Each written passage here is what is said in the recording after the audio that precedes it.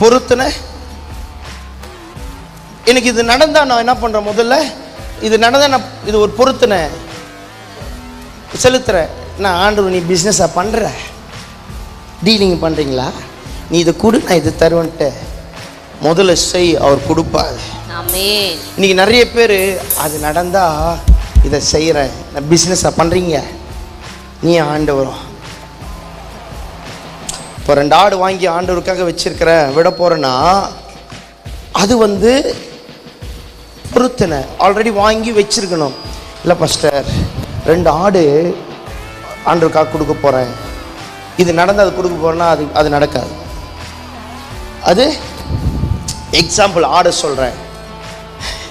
அப்ப பாருங்க, ஆண்டவர் சொல்றாரு முதல்ல செய், தானா நடக்க ஆரம்பிக்கும். ஆமென்.